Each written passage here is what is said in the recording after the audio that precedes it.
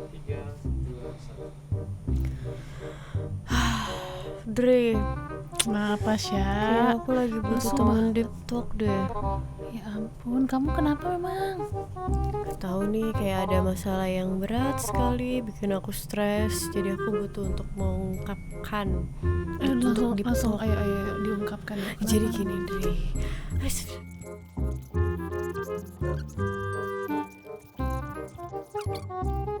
Gimana? Udah enakan belum? Udah enakan. Makasih ya, udah lega sekarang. Akhirnya mukanya udah nggak keriput lagi. Iya Emang nih. penting Sya, sekali-sekali itu kita harus deep talk gitu kan, mengungkapkan perasaan. Jadi kalau misalnya small listener juga lagi stres, pusing, pegelinu ya, boleh sharing dan aku kasih tips deep talk. Ini dia.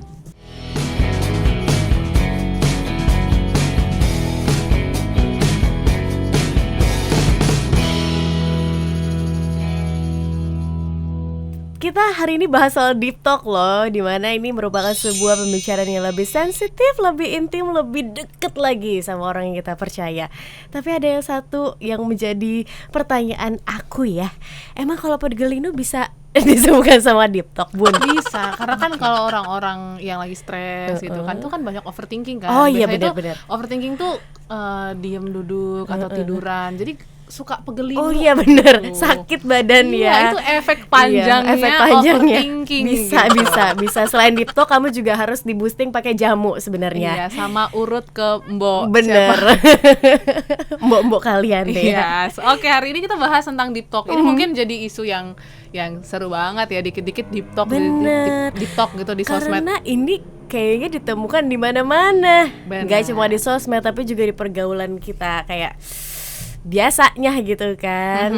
Nah, ini apa tuh Dri manfaatnya dari deep talk? Yes, tapi mungkin kita definisikan dulu. Deep talk itu Oke. sendiri adalah salah satu percakapan yang dalam gitu ya.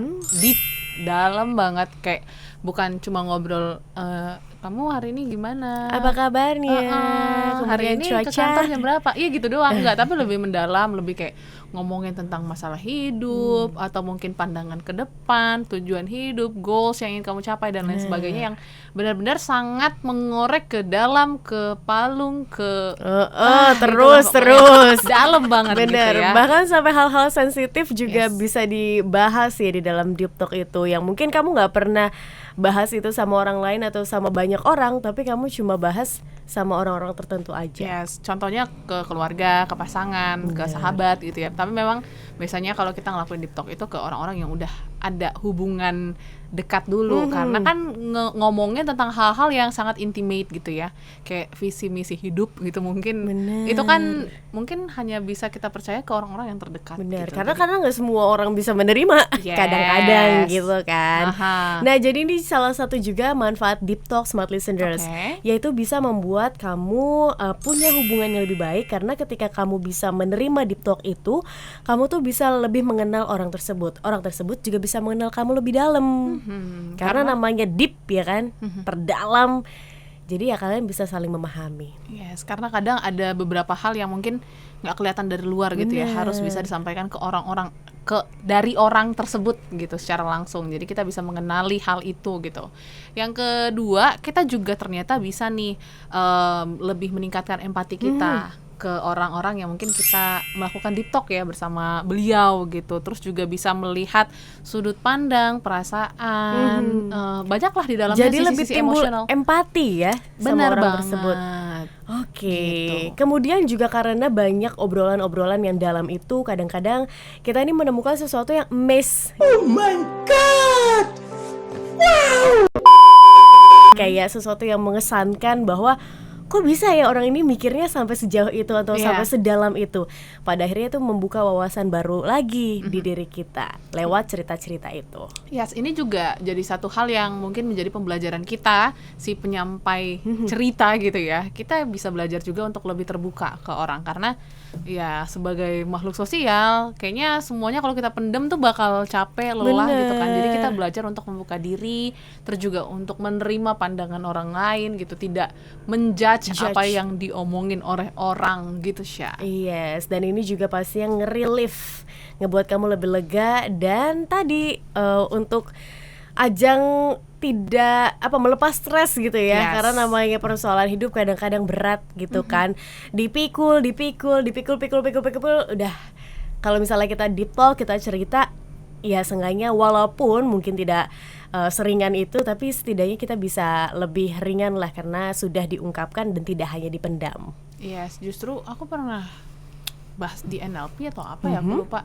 Kalau kita cerita itu ya kita melepaskan beban kita gitu, bukan untuk mencari solusi ya, tapi ternyata ketika kita berbagi cerita kita, kisah kita, itu akan meringankan sedikit beban gitu. Nah, yang selanjutnya mungkin kalian juga bingung gitu ya, gimana sih untuk memulai deep talk ini sendiri, karena kan kalau misalnya kita tiba-tiba gimana kamu sama pasangan kamu itu kayak gak enak gitu kan. Terus gimana bakal married tahun berapa? Agak-agak gimana gitu kan. Kamu tahu nggak sih Dri, sebenarnya Filosofi hidup aku itu begini. terus kan kesana kemari belum tentu orang tersebut nyaman gitu ya untuk diajak deep talk. Benar. Jadi kamu yang pertama harus dulu tentukan ataupun lihat situasi dan kondisinya gitu.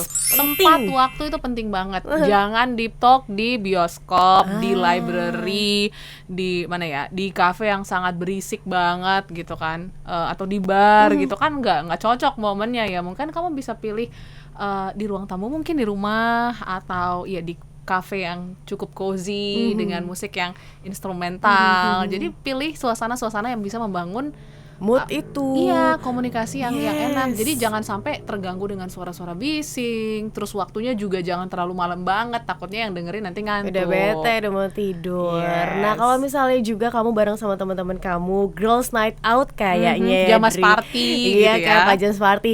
Nah, itu mungkin menjadi waktu yang tepat untuk kamu deep talk. Atau kamu juga bisa deep talk bersama pasangan yang di tempat tidur biasanya kan. Ini namanya pillow talk. Pillow talk. Oke. Kayak lagunya Zayn Malik gak sih? Yes. Na, na, na. Udah jangan Oke. nyanyi. Kamu bukan Raisa.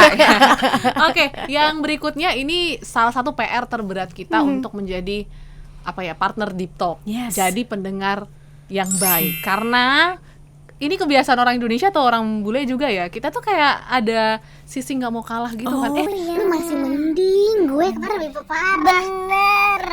Nah, aku juga punya tips nih dari Pahing waktu itu, 4 tips menjadi pendengar yang baik kalau nggak salah.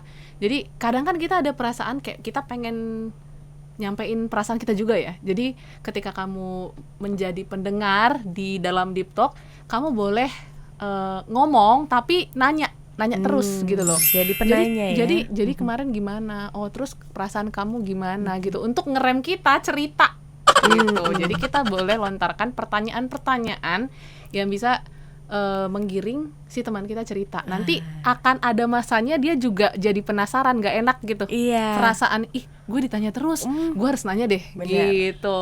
Jadi nanti bakal ada momen kamu bercerita ketika kamu udah nanya terus, dari sisi psikologisnya dia bakal balik nanya ke kamu gitu. Karena cukup annoying ya Dri, atau ngeganggu gitu kan ketika kita lagi cerita serius-serius deep talk, tiba-tiba teman kita Kamu mah gak seberapa, aku mah lebih begini, aku begini.